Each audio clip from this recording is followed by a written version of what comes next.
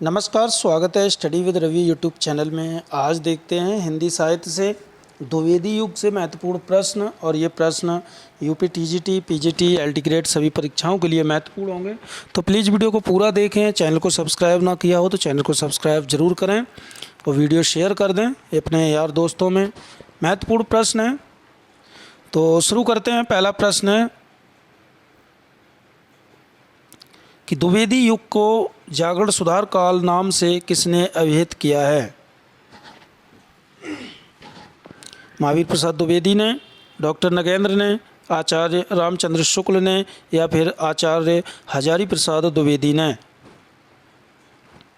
तो द्विवेदी युग को जागरण सुधार काल नाम से अभिहित किया है ऑप्शन नंबर 2 डॉक्टर नगेंद्र ने।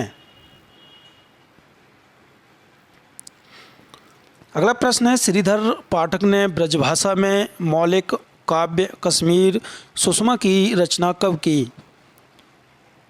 1909 ईस्वी में, 1902 में, या फिर 1904 में, या 1906 में?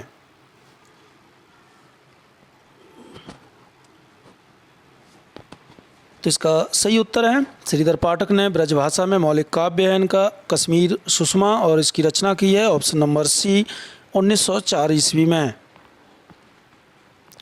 अगला प्रश्न है, श्रीधर पाठक की खड़ी बोली में मौलिक कृति कौन सी है? वनाष्टक, देहरादून, भारत गीत, धनविजय, या उपरोक्त सभी? तो इनमें जो मौलिक कृति हैं खड़ी बोली में वो कौन सी हैं? तो इसका सही उत्तर है ये सभी जो कृति हैं, वनाष्टक, देहरादून, भारत गीत, धनविजय, ये सभी इनकी खड़ी बोली में मौलिक रचनाएं हैं। महत्वपूर्ण प्रश्न है, प्लीज़ वीडियो को लाइक जरूर करें। अगला प्रश्न है, श्रीधर पाठक द्वारा ब्रजभाषा में रचित मौलिक काव्य कौन सा है? कश्मीर सुषमा, मनोविनोद, ए और बी दोनों, उपयुक्त में से कोई नहीं? तो बहुत ही महत्वपूर्ण प्रश्न है ये, श्रीधर पाठक द्वारा ब्रजभाषा में रचित मौलिक काव्य कौन सा है? तो इसका सही उत्तर है ऑप्शन नंबर सी ए और बी दोनों, कश्मीर सुषमा, मनोविनोद, ये दोनों रचनाएं ब्रजभाषा में रचित हैं और ये मौलिक काव्य हैं। अगला प्रश्न है, श्रीधर पाठक द्वारा खड़ी बोली में रचित प्रथम कविता कौन सी है? भारत गीत, सांध्य, ये यहाँ पर टाइपिंग मिस्टेक है, गुणवंत, हेमंत, उपयुक्त में से कोई नहीं? तो इसका सही उत्तर है ऑप्शन नंबर सी गुणवंत हेमंत, जो है श्रीधर पाठक की खड़ी बोली में रचित प्रथम कविता है। अगला प्रश्न है, किस लेखक ने गद्य और पद्य दोनों के लिए खड़ी बोली में सामान्य बोलचाल की भाषा को प्राथमिकता देने की वकालत की?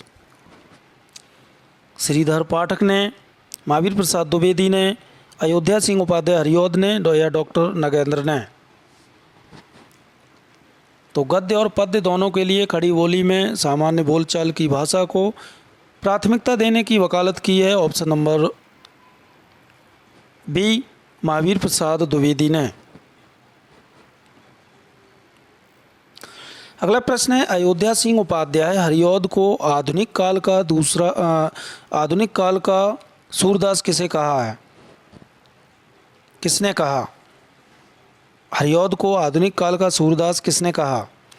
रामचंद्र शुक्ल ने, या महावीर प्रसाद द्विवेदी ने, या फिर हजारी प्रसाद द्विवेदी ने, या डॉक्टर गणपति चंद्र गुप्त ने?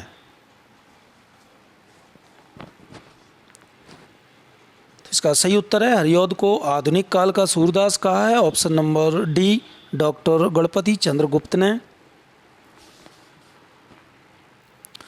अगला प्रश्न है, अयोध्या सिंह उपाध्याय हरिऔध ने कितने प्रबंध काव्य लिखे? 3, 5, 6 या 4? तो हरिऔध ने प्रबंध काव्य लिखे हैं ऑप्शन नंबर ए 3 लिखे हैं। प्रिय प्रवास 1914, पारिजात 1937, वैदेही वनवास 1941, ये 3 प्रबंध काव्य हैं। अगला प्रश्न है, खड़ी बोली हिंदी का प्रथम महाकाव्य माना जाता है। ऑप्शन नंबर ए प्रिय प्रवास, ऑप्शन नंबर बी पारिजात, ऑप्शन नंबर सी वैदेही वनवास, ऑप्शन नंबर डी कृष्ण शतक। तो खड़ी बोली हिंदी का प्रथम महाकाव्य माना जाता है। तो इसका सही उत्तर है ऑप्शन नंबर ए प्रिय प्रवास। अगला प्रश्न है, इनमें से कौन सी रचना हरिऔध की नहीं है? प्रेम प्रपंच, रसिक रहस्य, बोलचाल, सिद्धराज। इनमें से बताना है अयोध्या सिंह उपाध्याय हरिऔध की रचना कौन सी नहीं है? प्रेम प्रपंच, रसिक रहस्य, बोलचाल, सिद्धराज। तो इसका सही उत्तर है option number D Siddharaj Hariaudh की रचना नहीं है। अगला प्रश्न है, हरिऔध की रचना चौके चौपदे का प्रकाशन वर्ष क्या है? 1937, 1932, 1925 या फिर 1938 ईस्वी।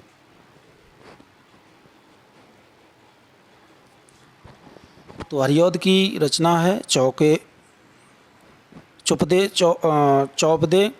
चौपदे का प्रकाशन वर्ष है चौपदे का प्रकाशन वर्ष है 1932 ईस्वी। यहाँ टाइपिंग मिस्टेक है, चौपदे होगा। ऑप्शन नंबर इसका सही था 1932।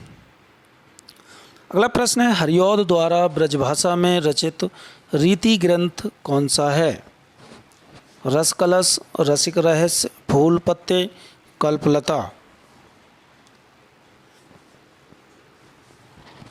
तो ब्रजभाषा में रचित हरिऔध का ग्रंथ है ऑप्शन नंबर ए रस कलश, जिसका प्रकाशन वर्ष है 1931 ईस्वी।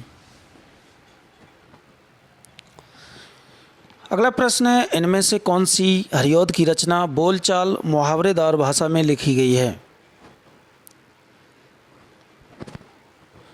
चौके चौपदे, चुपदे चौपदे, ए और बी दोनों, इनमें से कोई नहीं। तो इसका सही उत्तर है ऑप्शन नंबर सी ए और बी दोनों जो हैं बोलचाल या मुहावरेदार भाषा में लिखी गई हैं।